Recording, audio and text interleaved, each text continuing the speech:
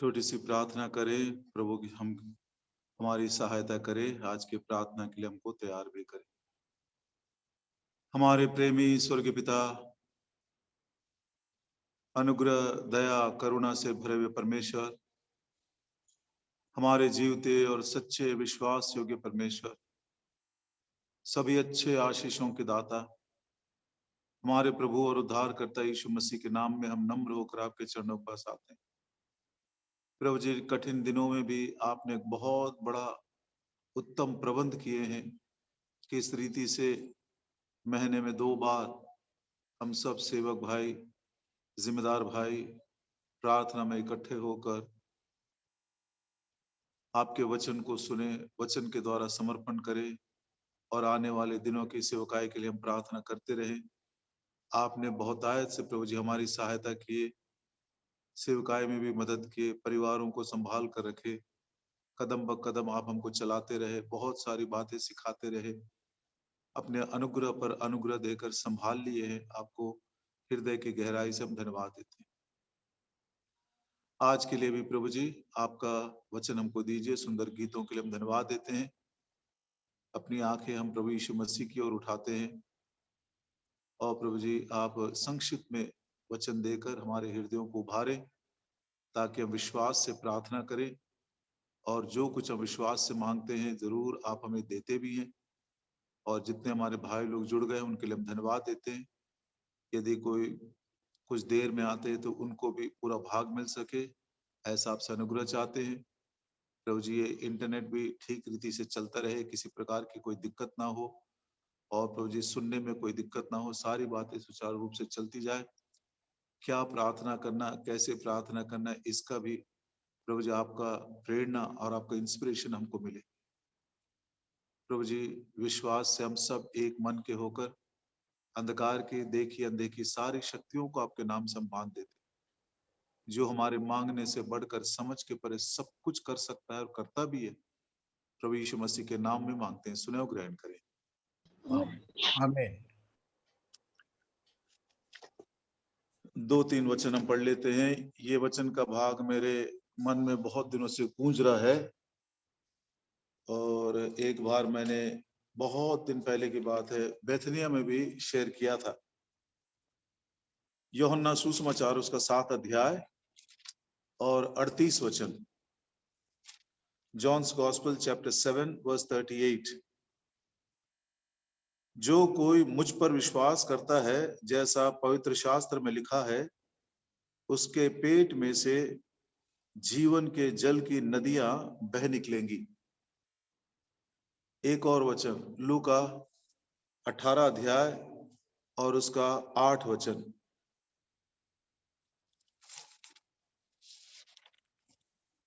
हमें नित्य प्रार्थना करते रहना चाहिए, थकना नहीं चाहिए, हियाव नहीं छोड़ना चाहिए। उस दृष्टांत को बताने के पश्चात प्रभु यीशु मसीह, मैं डाउट तो नहीं कहूंगा लेकिन ऐसा थोड़ा दुख से वो इस बात को कहे थे। लूका सुसमाचार 18 अध्याय के 8 पद में, तो भी दूसरा भाग, तो भी जब मनुष्य का पुत्र आएगा, क्या वो पृथ्वी पर विश्वास को पाएगा? प्रार्थना के लिए या किसी भी प्रभु की सेवा के लिए या हमारे मसीही जीवन के लिए विश्वास एक बहुत अनमोल वस्तु है।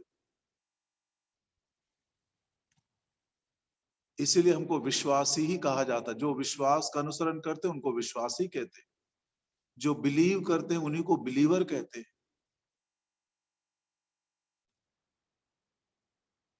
ये दोनों वचनों को जोड़ने से यूहन्ना के 7 और 38 में, जो विश्वास करता है मुझ पर, उसके पेट में से जीवन की जल की नदियां बह निकलेगी। मतलब विश्वास हमारे जीवन में या हमारे द्वारा एक जीवन का सोता निकालता है। Faith creates a fountain of life, और वो सोता बहते रहना चाहिए। बहुत सारे लोगों तक वो विश्वास का प्रभाव बढ़ते रहना चाहिए, विश्वास में वृद्धि होती रहनी चाहिए। चाहे बाहर की परिस्थितियां कैसी भी हो जाए, हमारी भी जीवन की परिस्थितियां कैसी भी हो जाए, ये जीवन का जो सोता है, यदि विश्वास किए हैं तो बढ़ते रहना चाहिए। यही कारण है कि लूका के 17 और उसके 5 में चेलों ने प्रभु यीशु मसीह से प्रार्थना की, प्रभु जी हमारे विश्वास को बढ़ा। मतलब ये सोता सूखना नहीं चाहिए, ये जीवन का सोता बंद नहीं होना चाहिए। और प्रभु यीशु मसीह को दुख के साथ ये बोलना पड़ा, मैं तो तुम्हारी प्रार्थनाओं को सुनता रहूंगा, मदद भी करता रहूंगा, लेकिन जब मनुष्य का पुत्र आएगा तो क्या वो सचमुच में विश्वास को पाएगा? या दूसरे शब्दों में, जैसे जैसे हमारे प्रभु के दिन नजदीक आते जा रहे हैं, ये विश्वास के द्वारा जो जीवन का सोता बह रहा था, वो उसमें सूखापन आ गया है, सोता सूख रहा है। हम दृष्टि के अनुसार बहुत सारे बात कर रहे हैं, दृष्टि के अनुसार बहुत सारे हमारे निर्णय जा रहे हैं, इसमें मैं अपने आप को भी शामिल करता हूं। कठिन परिस्थितियों में से और बड़े भयावह परिस्थितियों में से जा रहे हैं, तो क्या सचमुच में ऐसे परिस्थितियों में इस वचन को मनन करना अच्छा नहीं है? Faith opens a fountain of life. But the Lord Jesus Christ is somewhat sorrowfully saying, when I come, will I find this fountain flowing still? Faith को मैं पाऊंगा क्या, या ये फाउंटेन सूखा मिलेगा? परिस्थितियों की तरफ हमारी दृष्टि को बहकाने के लिए शैतान इतना ज्यादा प्रलोभन दे रहा है, इतना ज्यादा हमको आकर्षित कर रहा है। आइए उसी को हम सीखना चाहते हैं। रोमियो की पत्री उसके 3 अध्याय में पौलुस एक और बात करता है, विश्वास के नियम के विषय में बोलता है। रोमियो की पत्री 3 अध्याय 27 वचन में, where is boasting then? It is excluded. By what law? Of works? Nay, but by the law of faith. हाँ, वो उसी शब्द को हम लेंगे। हमारा संदर्भ वो वचन नहीं है, लेकिन क्या था, विश्वास के नियम के द्वारा। मतलब विश्वास का भी एक नियम है, और आज हम उसी नियम को बहुत ही संक्षिप्त में सीखना चाहते हैं। और उस नियम को चाहे व्यक्तिगत जीवन में हो या पारिवारिक जीवन में हो, मांडलिक जीवन में हो, सामाजिक जीवन में, जहां कहीं हमारे विश्वासी जीवन के हर एक पहलू में उस नियम को हम लागू कर सकते हैं। एक उदाहरण देखेंगे और उसी उदाहरण के द्वारा हम सीखना भी चाहते हैं।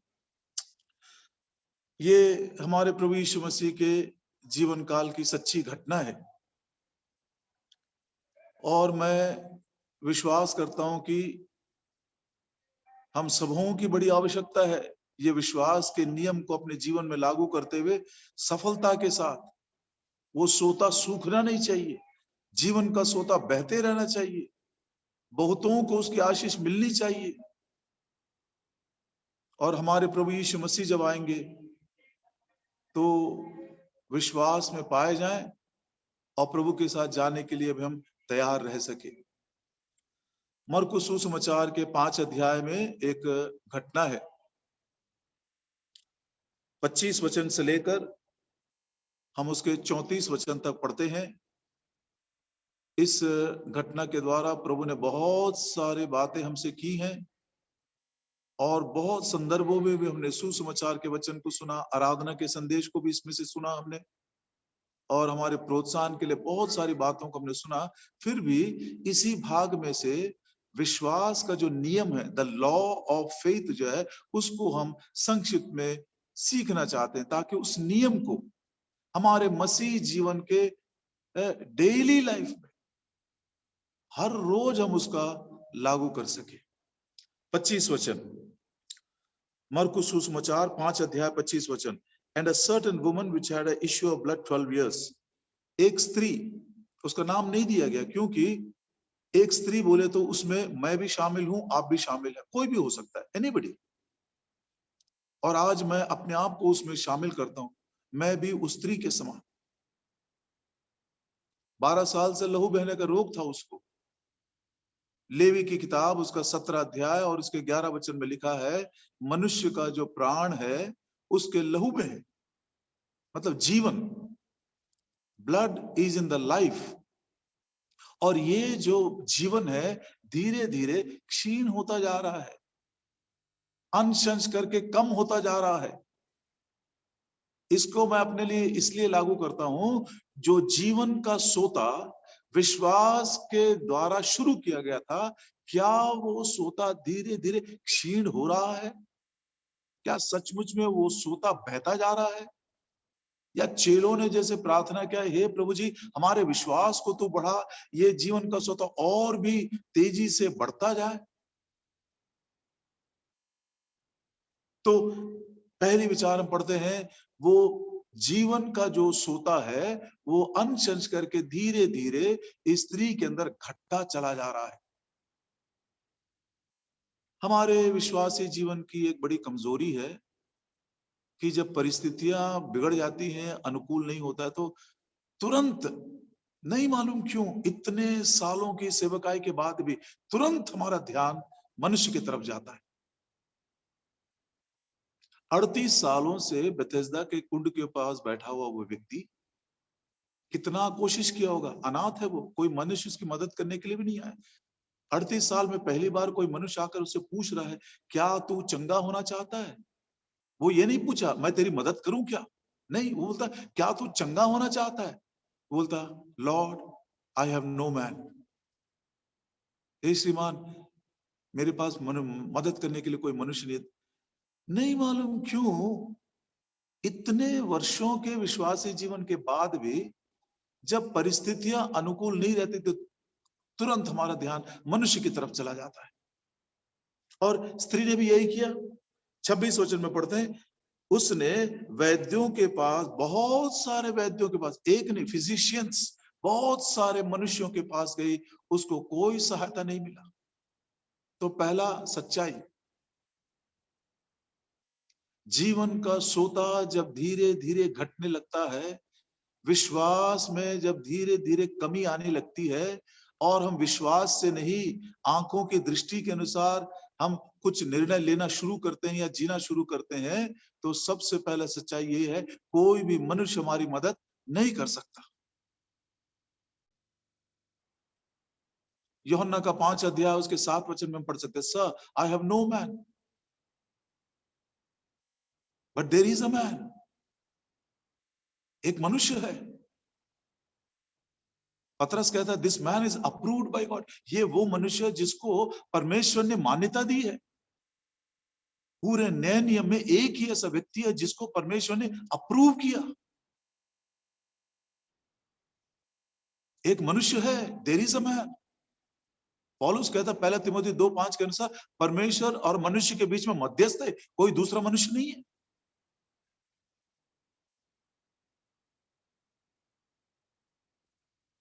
और दूसरी सच्चाई, उसके पास जितने पैसे थे उसने सब कुछ खर्च कर लिया, मतलब जितने उसके पास साधन थे।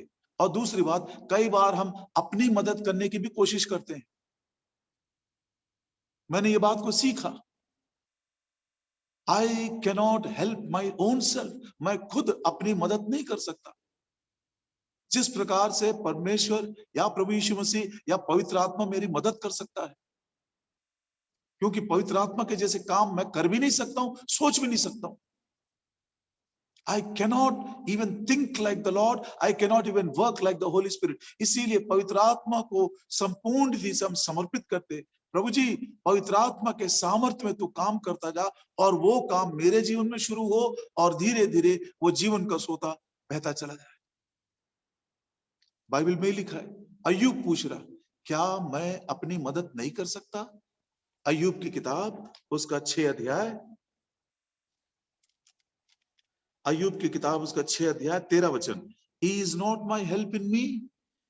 क्या मेरे अंदर अपनी सहायता करने की ताकत नहीं है? नहीं है प्रियो, I cannot help my self. इसीलिए जो परमेश्वर यहोवा पर उसकी बाढ़ जो थे उस पर भरोसा रखते हुए दिन प्रतिदिन बल से बल प्राप्त करते जाते।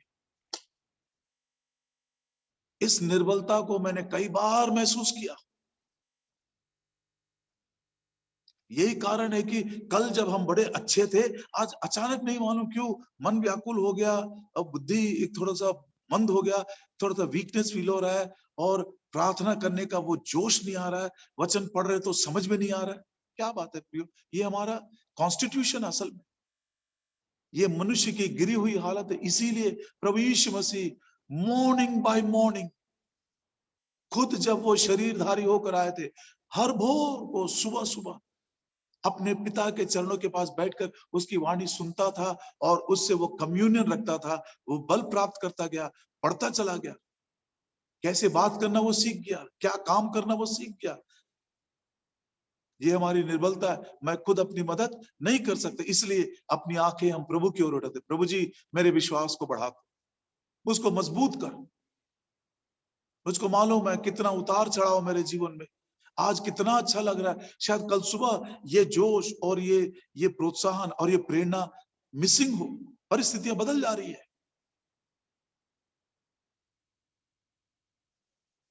ऐसी हालत में जब कोई दूसरा मनुष्य हमारी मदद नहीं कर सकता और हम खुद अपनी मदद भी नहीं कर सक रहे हैं, हमारे पास वो शक्ति और बल नहीं है, तब विश्वास का नियम कैसे लागू होता है वो हम 27 वचन में पढ़ते हैं। इंग्लिश बाइबल के अनुसार वर्स 27 में मैं 4 शब्दों को बोलना चाहता हूं, और वही हमारे लिए बाकी के जीवन के लिए ये नियम को लागू करते चले जाएंगे। पहला शब्द हर्ड, उसने सुना। विश्वास में वृद्धि आने के लिए वचन को सुनना है, और ये वचन प्रिय भाइयों, मेरे सहकर्मियों, आप मुझसे भी बड़े होंगे, लेकिन जो प्रभु ने मुझसे बात की मैं बता रहा हूं, हम दूसरों से संदेश सुनते हैं, सही बात है, अच्छी बात भी है, इसमें कोई बुराई नहीं है, लेकिन वो दूसरे मनुष्यों से सुनी हुई बात नहीं। विश्वास में वृद्धि के लिए क्या चाहिए, देखिए रोमियो की पत्री उसका 10 अध्याय 17 वचन में कहता है, रोमियो की पत्री उसका 10 अध्याय और 17 वचन, सो विश्वास सुनने से और सुनना परमेश्वर के वचन से।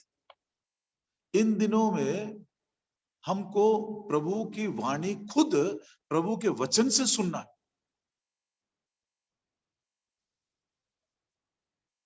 शमूएल और एली का उदाहरण मुझको याद आ रहा है। परमेश्वर के वचन को दोनों ने सुना, शमूएल भी सुना और एली भी सुना, लेकिन शमूएल कैसे सुना, प्रभु के मुख से सुना। एली ने कैसे सुना, शमूएल के मुख से सुना परमेश्वर का वचन।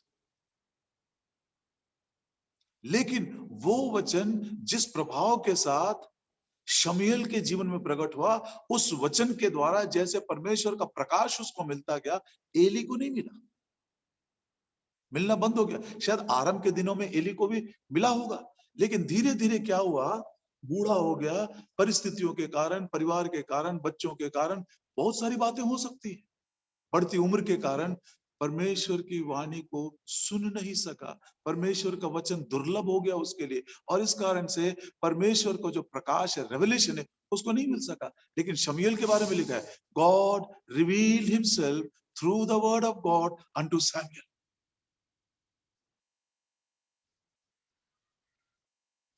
कई बार प्रभु अपनी वाणी सुनाने के लिए, अपने वचन को हमें देने के लिए हमारे दिनचर्या को थोड़ा सा डिस्टर्ब भी करता है। शमूएल की नींद को खराब कर दिया, छोटा सा बालक है वो, दिन भर एली की मदद करता है, बहुत सारे काम काज भी करता है, बेचारा सो रहा है, उसके कंफर्ट को प्रभु ने डिस्टर्ब कर दिया, उसके नींद को प्रभु ने निकाल दिया।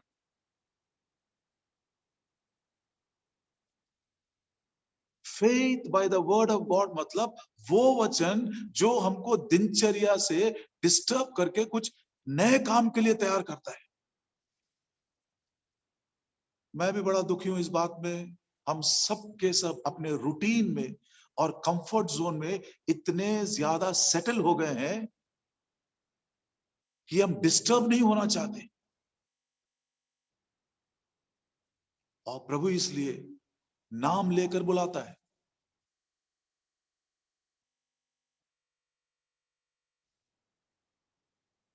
अब्राहम,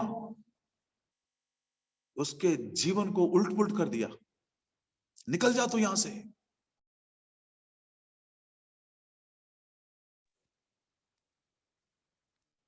मोसेस, मोसेस के मन के अंदर बड़ी इच्छा थी, मैं जाना चाहता हूं, मैं देखना चाहता हूं, कुछ उसके मन के अंदर विचार है। प्रभु ने बोला, उसको रोक दिया वहां पर। मोसेस, जूती उतार ले।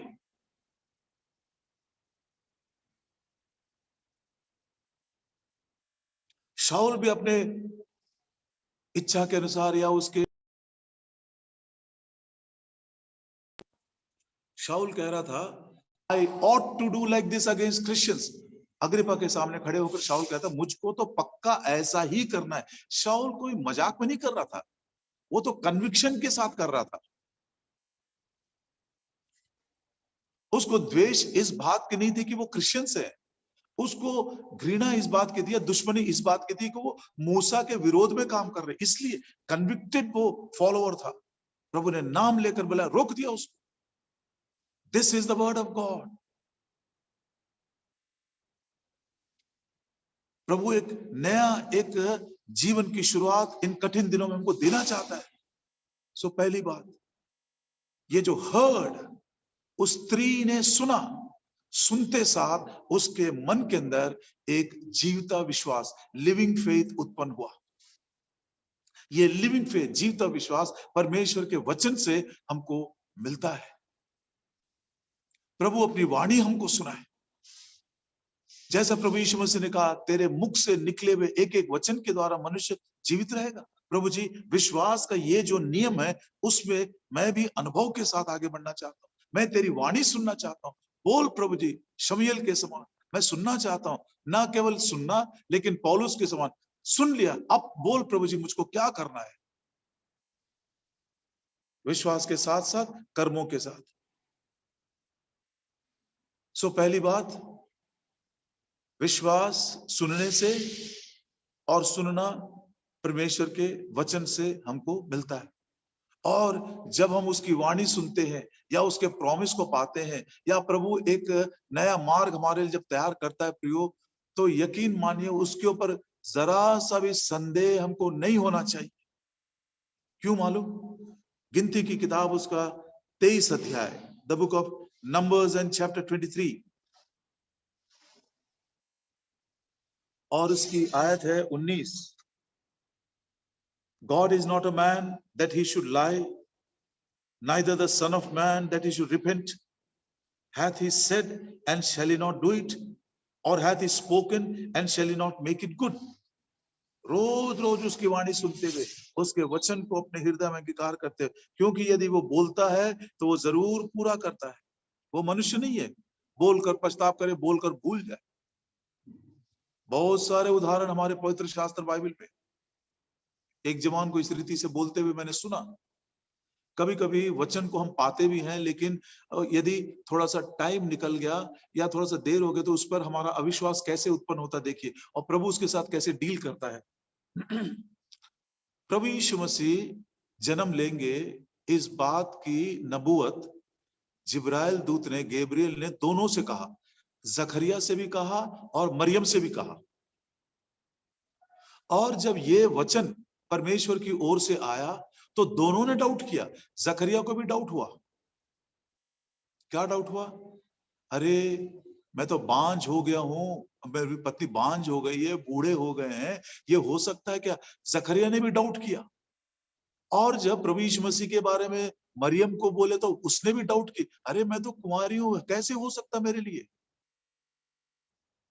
अब तीसरी बात सुने, प्रभु ने जकरिया को पनिश किया लेकिन मरियम को पनिश नहीं किया। जकरिया को दंड दिया, उसके मुंह को बंद कर दिया, लेकिन मरियम को उसने दंड नहीं दिया। क्या बात है मालूम? बांझ लोगों को बुढ़ापे में भी, ऋतु के चलने के बाद भी परमेश्वर ने संतान दिया, सारा उसका उदाहरण है, राय और बहुत सारे उसके उदाहरण हैं। बांझ लोगों को परमेश्वर ने स्मरण करके पुत्र संतान दिया। ऐसे उदाहरणों को पाने के बाद भी जब हम डाउट करते हैं, वो दंड के योग्य है। बहुत बार हमने डाउट किया, वचन के ऊपर टिके नहीं रह सके। मरियम, तू पुत्र जनेगी, उसने डाउट किया, अरे कैसे हो सकता है ये? सच बात है, जेन्युइन डाउट है, क्योंकि इसके पहले किसी कुंवारी ने जन्म दिया, कोई रिकॉर्ड नहीं है।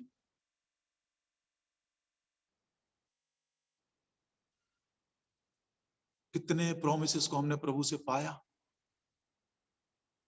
बहुत सारे प्रोमिसेस हम भूल भी गए।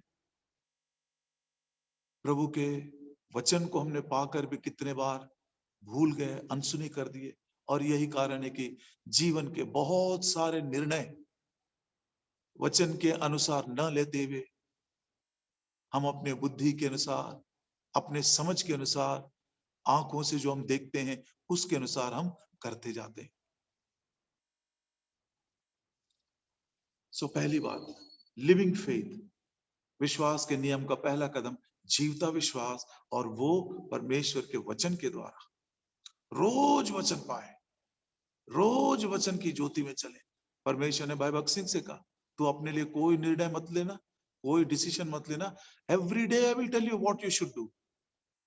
इन दिनों में कई बार मैं उसको स्मरण करता, प्रभु जी भाई भगत सिंह को कितना सुंदर आप बताते थे, यहाँ जाओ, वहां जाओ, राइट हैंड साइड मुड़ो, ये काम करो, वहां मत जाओ। आप परमेश्वर मेरे भी हैं, मुझको भी बताइए ऐसा। रात को सोते समय भी भगत सिंह भाई से बात करते थे, चलते समय बात करते थे। और यही कारण है कि आज हम उनको इतना मानते, क्योंकि जैसा प्रभु कहता था वैसा वो करते भी थे। ना केवल बोल प्रभु जी मैं सुन रहा हूं, पौलुस के समान, प्रभु जी अब बता मैं क्या करूं। लिविंग फेथ, शी हर्ड, वचन सुनने के द्वारा जीवता विश्वास उत्पन्न होता है, और वही वचन हमको आगे लिए चलता, हमारे सारे निर्णय उसी के ऊपर आधारित है। दूसरा, मरकुस सुसमाचार का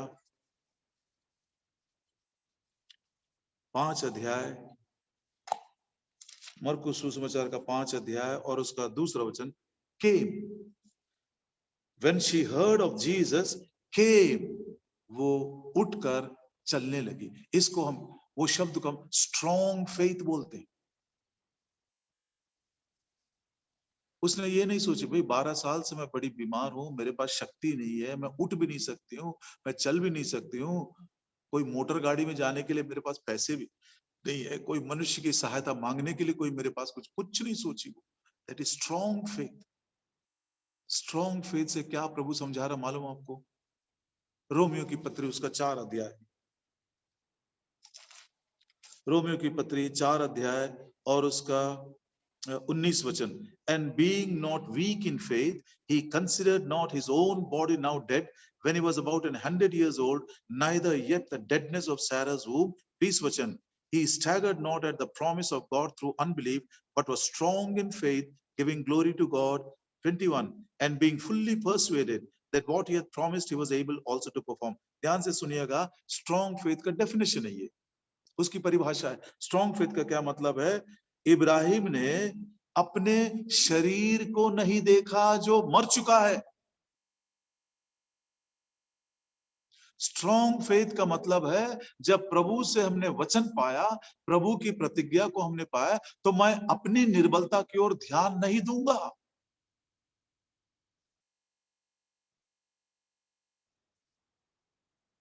बहुत सारे बार प्रयोग, हमारी निर्बलता हमको इतना ज्यादा खींच देती है कि हमारे विश्वास को भी क्षीण कर देती है। इब्राहिम ने अपने विश्वास में कमजोरी क्यों नहीं पाया? उसने अपने विश्वास में मजबूत इसलिए रहा क्योंकि उसकी आंखें अपनी मरी हुई देह पर नहीं, लेकिन मरी हुई को जो जीवन दे सकता है उस प्रभु की ओर उसकी आंखें लगी थी। प्रभु जी मैं नहीं कर सकता, मैं निर्बल हूं, मैं मूर्ख आदमी हूं। ये मुझको नम्र कर देता है। मैं अपने बुद्धि पर, अपने ज्ञान पर या अपने शक्ति पर घमंड नहीं करता हूं, अपने पैसों पर घमंड नहीं करता हूं, अपने अनुभव पर भी घमंड नहीं करता हूं। मुझको मालूम मैं नहीं कर सकता।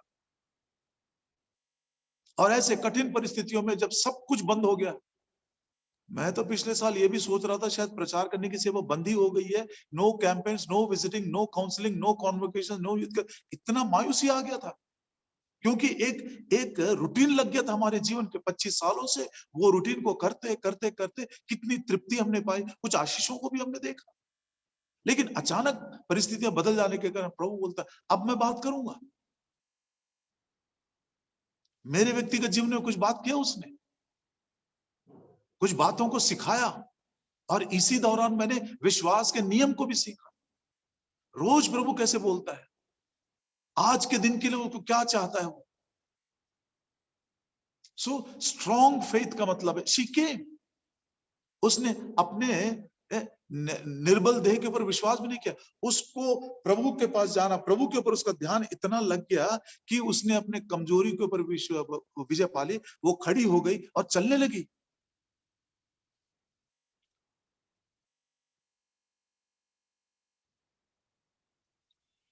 इब्रानियों का लेखक क्या बोलता है देखिए इसी बारे में, इब्रानियों का 11 अध्याय और उसका 11 वचन, Hebrews 11 and verse 11. Through faith also Sarah herself received strength to conceive and was delivered of a child when she was past age. उम्र बीत गया, उसने कंसीव भी किया, उसने डिलीवर भी किया।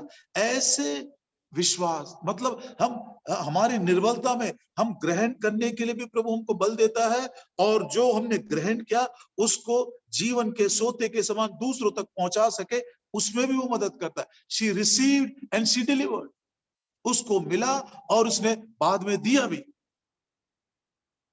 जरूर करेगा प्रभु, आप अनुभव करिए इस बात को इन कठिन दिनों में, क्योंकि विश्वास का कर्ता वही है, विश्वास को आगे बढ़ाने वाला भी वही है, विश्वास का अंत करने वाला भी वही है, और वो ये चाहता है कि जब वो आए तो हम विश्वास में पाए जाए और अंत तक विश्वास योग्य बने रहे।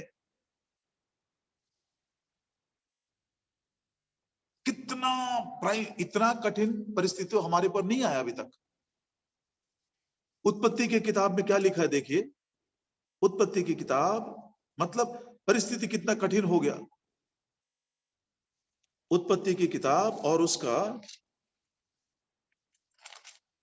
18 अध्याय और उसका 11 वचन, मैं Genesis 18 and verse 11. Now Abraham and Sarah were old and well stricken in age. It ceased to be with Sarah after the manner of women. स्त्रियों की एक रीत होती है, जनने के समय का एक रीत होता है, और जब वो रीत खत्म हो जाता तो मुश्किल हो गया, मतलब वो इट सीज to be according to the custom of women. लेकिन प्रियो प्रभु ने बोला, प्रभु ने वचन दिया, प्रभु ने कहा, इसको मैं व्यक्तिगत जीवन में ऐसे लागू करता हूं। हम में से कुछ ऐसे होंगे जो व्यक्तिगत जीवन के शारीरिक निर्बलताओं के कारण बहुत ही मायूस होंगे, लेकिन प्रभु हड्डियों में जो जान डाल सकता है और जो कुछ नहीं है उसमें भी कुछ कुछ उत्पन्न कर सकता है, इतना सामर्थ्य हमारा प्रभु है। कुछ हमारी ऐसी पुरानी आदतें होंगी जिससे हमको छुटकारा नहीं मिला, प्रभु वचन देता है, जो वचन मैंने तुमको दिया उसके द्वारा तुम शुद्ध हो गए हो। हे प्रभु जी, वो आपके द्वारा पाया हुआ उस वचन के द्वारा मैं जीवन में शुद्धता को अब अनुभव करना चाहता हूं। This is called strong faith.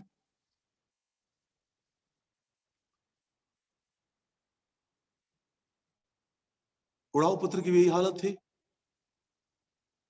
अपने बदबूदार जीवन को, दुष्टता के जीवन को, वेस्टेड लाइफ को, घृणित जीवन को महसूस तो किया, लेकिन परिवर्तन पाने के लिए, आगे बढ़ने के लिए उसने पिता को सोचा। कितनी सुंदर बात है। सो स्ट्रॉन्ग फेथ का मतलब है we should not be bogged down by our own weaknesses. When I'm weak, let the weak say I am strong. क्योंकि प्रभु यहोवा मेरा बल है, उसके मार्ग परिपूर्ण है, वो मेरे भी मार्गों को परिपूर्ण करता है। आइए प्रियो, जो भी निर्बलता हमने पिछले दिनों में अनुभव किए थे, आइए प्रभु की ओर अपनी आंखें लगाते हुए विश्वास से बढ़े। प्रभु जरूर उस निर्बलता में मुझको जयवंत करेगा, जरूर मुझको नया बल देगा।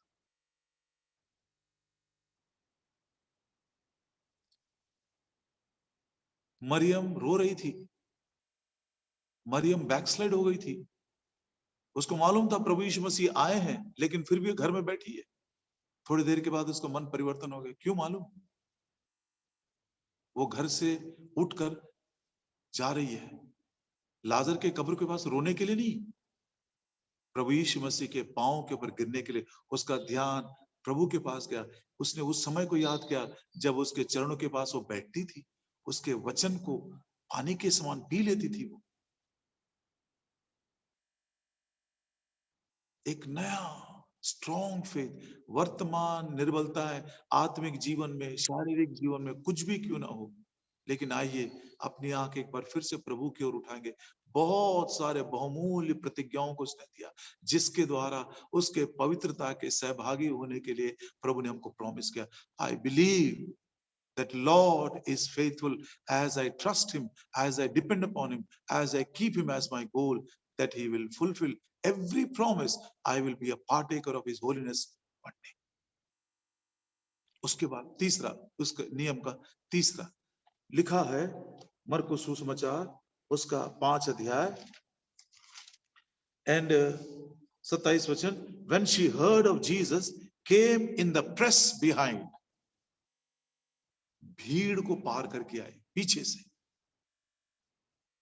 इसको प्रेस के द्वारा हम सीखते हैं ओवरकमिंग फेथ, जय पाने वाला विश्वास, जयवंत विश्वास, ओवरकमिंग फेथ। जक्कई के बारे में हम सब जानते हैं प्रियो, एक बहुत ही स्वस्थ और तगड़ा जवान है वो, और वो भी पुरुष है, कोई रोग बीमारी उसको नहीं है। लेकिन लिखा हुआ है भीड़ के कारण वो प्रभु के पास जा नहीं सका। उसके अंदर इच्छा तो थी, लेकिन वो भीड़ को पार नहीं कर सका। लूका के 8 अध्याय में प्रभु यीशु मसीह की माता जी मरियम अपने बेटों के साथ आई है, प्रभु से मिलना चाहती है। जब से वो सेवा के लिए बाहर निकले, एक बार भी घर नहीं आए। बड़े मन के अंदर वो व्याकुल थी, एक बार अपने बेटे को देखना चाहती। लेकिन लिखा है भीड़ के कारण उसके पास नहीं जा सकी, इसलिए उसने दूसरों के द्वारा खबर भेजी। ओवरकमिंग फेथ का क्या मतलब मालूम प्रियो? हमारी आंखें बाहर की परिस्थितियों पर नहीं होनी चाहिए। स्ट्रॉन्ग फेथ का मतलब, लिविंग फेथ का मतलब प्रभु का वचन। स्ट्रॉन्ग फेथ का मतलब I will not keep focusing on my own weaknesses, my strength is my lord. तीसरा ओवरकमिंग फेथ मतलब I will not focus on my circumstances, बाहर परिस्थितियां कैसी हो रही उसके अनुसार नहीं। कितने कितने बार बाहर की परिस्थितियों ने मुझको मजबूर किया कुछ काम करने के लिए, कुछ निर्णय लेने के लिए। बहुत सारे उदाहरण है।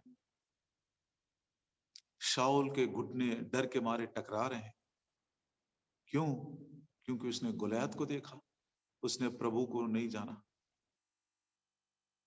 पतरस डूब रहा है because he saw the wind boisterous. कितने बार फेलियर्स के डर के कारण, निंदा के कारण, अरे ये होगा वो होगा, ऐसे बाहर की परिस्थितियों के कारण, मनुष्य के उस बातों के कारण कितने बार हम बिल्कुल निर्बल और कमजोर हो जाते हैं।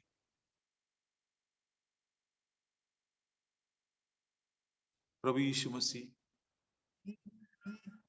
आखिरी रात अपने चेलों से कह रहा था, तुम सब मुझे छोड़कर चले जाओगे, लेकिन मैं अकेला नहीं हूं, मेरा पिता मेरे साथ है। और इसलिए उसने सारी बातों के ऊपर विजय पाकर उस काम को पूरा किया जिस काम के लिए प्रभु ने उसको भेजा था। Overcoming faith, 1 John chapter 5 and verse 4, पहला यूहन्ना 5 अध्याय 4 वचन।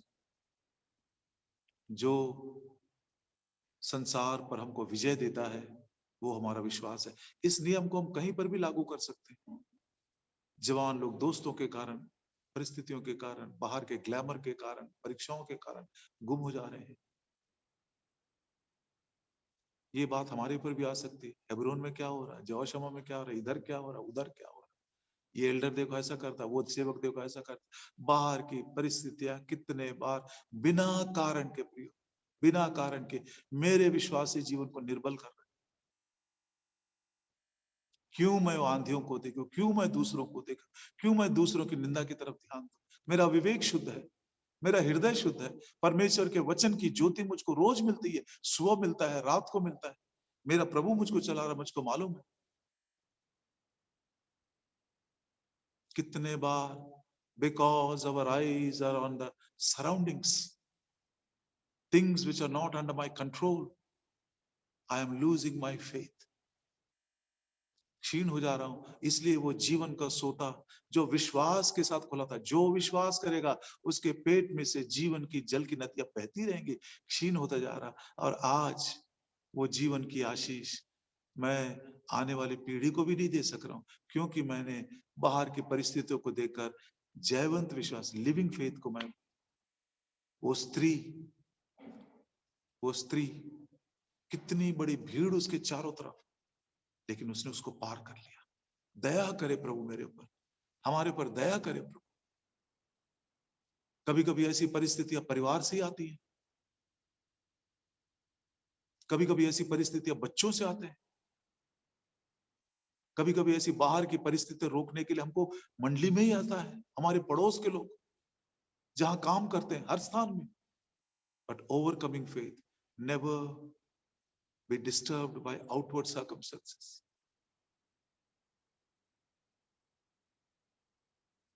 उस भीड़ को पार करते हैं, क्योंकि हमारा निशाना हमारा प्रभु Yeshu Masih. Living faith, the word of God. Strong faith, I am not focusing on my weakness, my strength is my Lord. Overcoming faith, mine eyes are not on the outward circumstances. Hebron में कुछ भी हो, यहोशमा में कुछ भी हो, वो सेवक कुछ भी करे, ये कुछ भी करे, लेकिन मेरी आंखें मेरे प्रभु के ऊपर है, उसके पास मुझको जाना है। सो बाहर की परिस्थितियां हमको ना डुबाए। और उससे भी बढ़कर ये पैंडेमिक का समय, बहुत सारी गड़बड़ियां, किसी को सच नहीं मालूम है, किसी को भी सच नहीं मालूम है। झूठ का पिता जो शैतान है, वो झूठ बोल बोल कर संसार को अपने कब्जे में कर लिया है। किसी भी बात में विश्वास करने के लायक नहीं है। सच क्या है, झूठ क्या, किसी को नहीं मालूम, कोई नहीं बता सकता हमको।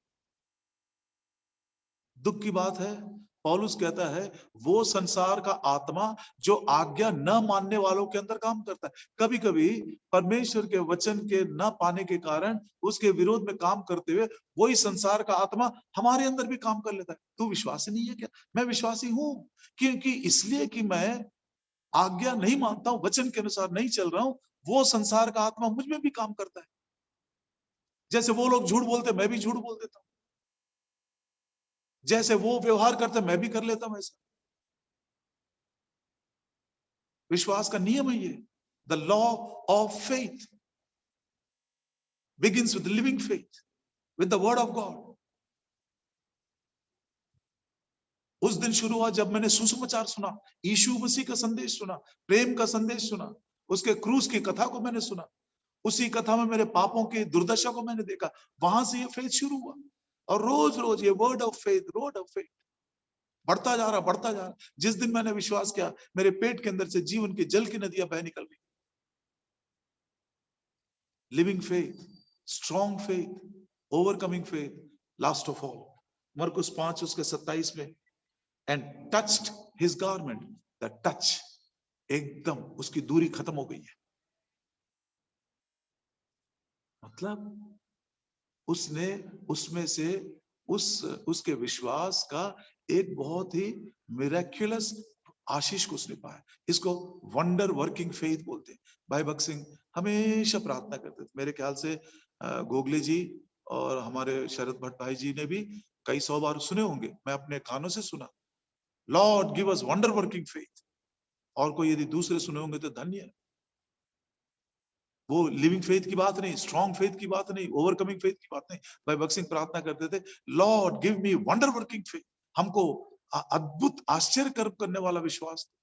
उस स्त्री के जीवन में वो वंडर वर्किंग फेथ तक वो पहुंच गए। जिस क्षण उसने उसका टच पाया, एक महान परिवर्तन, परमानेंट परिवर्तन, फिर पीछे मुड़कर देखने की बात ही नहीं है। ओ प्रभु जी, गिरते पड़ते सालों साल बीत जा रहे हैं, अब पीछे नहीं देखना चाहते, गिरना नहीं चाहते प्रभु जी। ऐसा कोई अद्भुत काम हमारे जीवन में करिए, आपका ईश्वरीय स्पर्श हमको दीजिए। पौलुस प्रार्थना करते, देखिए इसके बारे में 2 थेसलोनियंस चैप्टर 1, दूसरा थेसलोनिकी पहला अध्याय और उसका 11 वचन। 2 Thessalonians chapter 1 and verse 11. Wherefore also we pray always for you, that our God would count you worthy of this calling, and fulfill all the good pleasure of his goodness and the work of faith with power. प्रभु तुमको इस बुलाहट के योग्य समझकर उस विश्वास के काम को सामर्थ के द्वारा तुम्हारे जीवन में पूरा कर दे। Wonder working faith. प्रभु जी, इस पृथ्वी को छोड़ने से पहले एक ऐसा ही अद्भुत काम, क्योंकि हमने आपके ऊपर भरोसा रखा, उस विश्वास की बुलाहट को हमने पाया। ये विश्वास का जो जीवन, विश्वास के द्वारा जीवन का सोता निकला था, वो सूख ना जाए प्रभु जी। विश्वास हमारा कमजोर ना हो जाए। मनुष्य का पुत्र जब आएगा तो क्या वो विश्वास को पाएगा?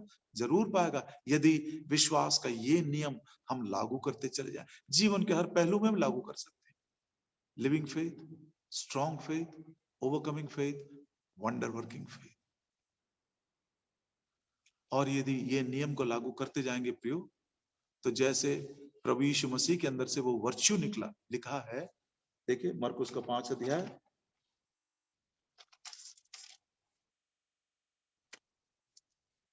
मरकुस का 5 अध्याय और उसका 30 वचन। And Jesus immediately knowing in himself that virtue had gone out of him, मतलब कुछ शक्ति उसके अंदर से निकलकर वो स्त्री को मिला, क्योंकि उसने विश्वास से उसको छुआ। अब इसी शब्द को इस्तेमाल करते हुए पतरस आपके लिए और मेरे लिए एक बहुत ही अच्छी क्या बोलना चाहिए, एक इंस्ट्रक्शन देता है। 2 पीटर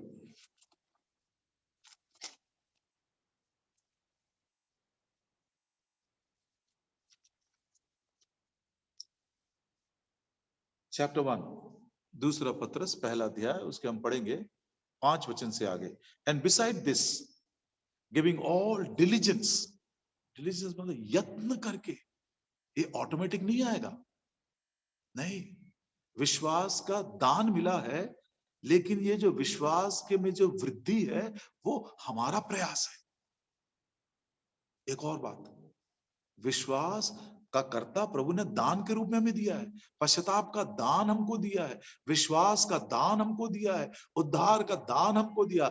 हमारी शुरुआत विश्वास से हुई, उसके दान से शुरू हुआ, लेकिन उसमें वृद्धि, वर्कआउट योर सैल्वेशन। अब ये विश्वास में वृद्धि कैसे है, देखिए, beside this giving all diligence add to your,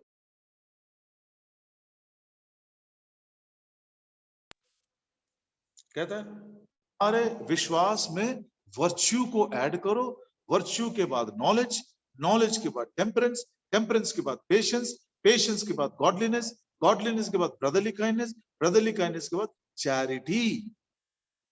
ये विश्वास, मतलब विश्वास बहता जा रहा है, मतलब विश्वास अधिक होता जा रहा है, मतलब प्रभु का कहने का मतलब ये विश्वास की शुरुआत ही नहीं, उसके अंत में भाईचारे की प्रीति को मैं तुम्हारे बीच में देखना चाहता हूं।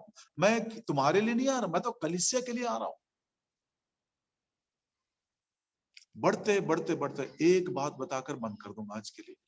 सबसे पहली बात, add virtue to your faith. वो स्त्री ने विश्वास की, और वो विश्वास से जब प्रभु यीशु मसीह को स्पर्श किया तो प्रभु यीशु मसीह के अंदर से वर्च्यू निकला। मतलब वर्च्यू जो है ये दो बातों को प्रकट करता है। एक तो ये गुण चरित्र भी है, वर्चुअस वुमन, उसका गुण बताता है। दूसरा वर्च्यू एक शक्ति के समान है, एक प्रभाव के समान है जो दूसरों के ऊपर हम डालते हैं। कितने कितने लोग हमारे प्रभाव में आए, हमारे साथ संपर्क में आए। क्या मेरे जीवन का प्रभाव कुछ उनके ऊपर पड़ा? एक जवान को मैं जानता हूं, एक बार उसकी माँ कहीं गांव में जा रही थी तो उस जवान का एक मित्र था, उसको स्टेशन में मिला। सच्ची बात है ये। उस माता जी से पूछता, माता जी आप अपने बड़े बेटे को कैसा बड़ा किया मुझको बताइए, मैं उसके जैसे बनना चाहता हूँ। मुझको देखकर मुझको देखकर कोई बोलेगा मैं इसके भाई के जैसा, इसके जैसा मैं बनना चाहता हूँ? Virtue must go out of us when people come in touch with us.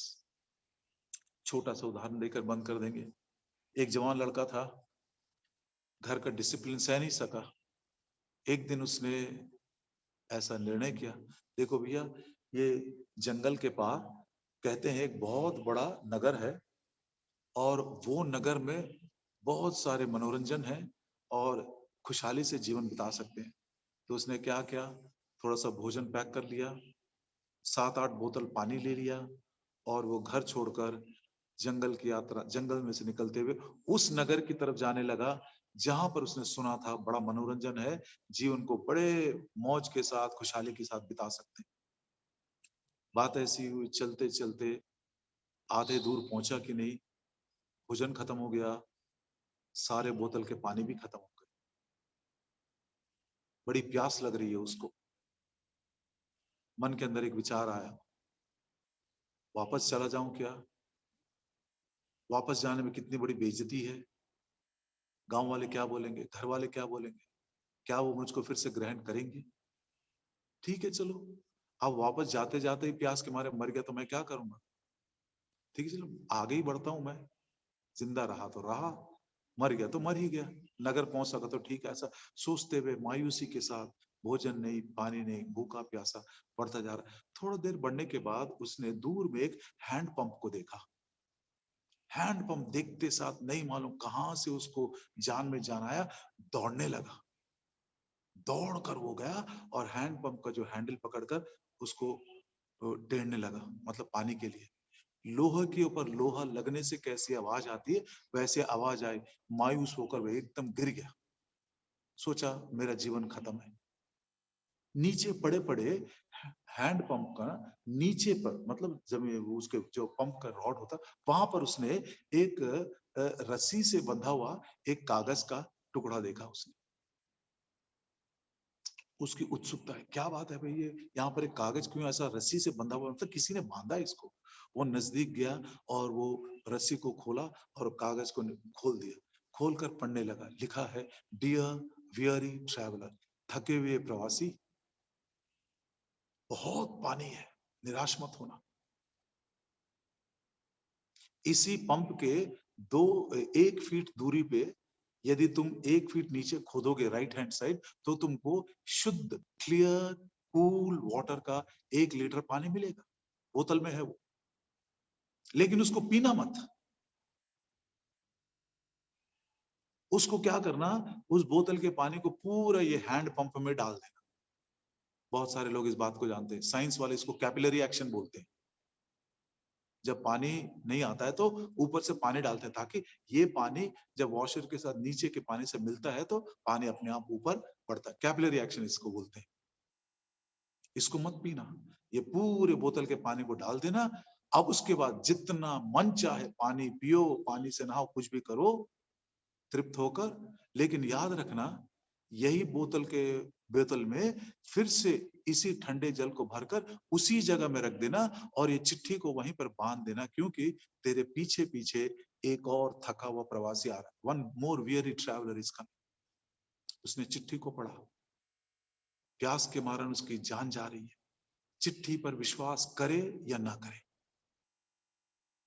उसने सोचा, यदि मैं पूरे पानी को डाल दूंगा तो क्या भरोसा है पानी मिले या ना मिले, और यदि मैं पानी पी लेता हूं तो उसके बाद भी मैं नगर तक जाऊंगा या नहीं जाऊंगा, उसके बाद मिलेगा कि नहीं मिलेगा ये भी नहीं मालूम। आखिरकार अनुग्रह ने काम किया। उसने सोचा ठीक है, जिसने भी लिखा होगा वो थोड़ा समझदार होगा, किसी उद्देश्य से लिखा, मैं मान ही लेता हूं। उसने उस चिट्ठी को पढ़कर मान लिया, विश्वास कर लिया।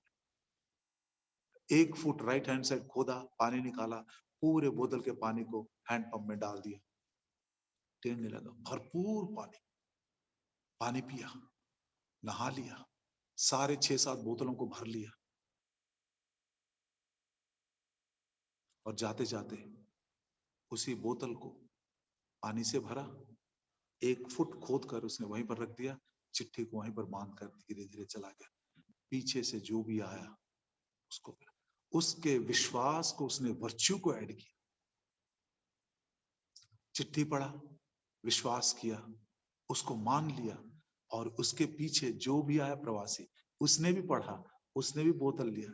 देखिए, विश्वास करने वालों के जीवन में ये सामर्थ्य शक्ति दूसरों तक पहुंचाने के लिए कैसे। प्रभु जी, मेरा जीवन ऐसा बना दीजिए ताकि जो भी मेरे संपर्क में है, विशेष करके मेरे बच्चे, मेरा परिवार, मंडली का छोटा सा झुंड, आस पड़ोस के लोग, सहविश्वासी, सहकर्मी, जो भी मेरे संपर्क में आते हैं, कुछ ना कुछ जीवन का वो सोता जल 2-4 बूंद ही क्यों ना हो। उस धनवान ने कितना बूंद मांगा प्रियो नरक से?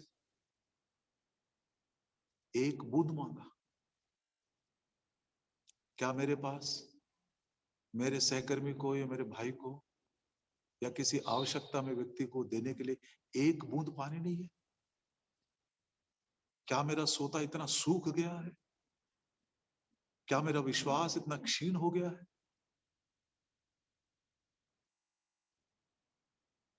प्रभु इस वचन की रक्षा करे और प्रार्थना के लिए हमको तैयार करे।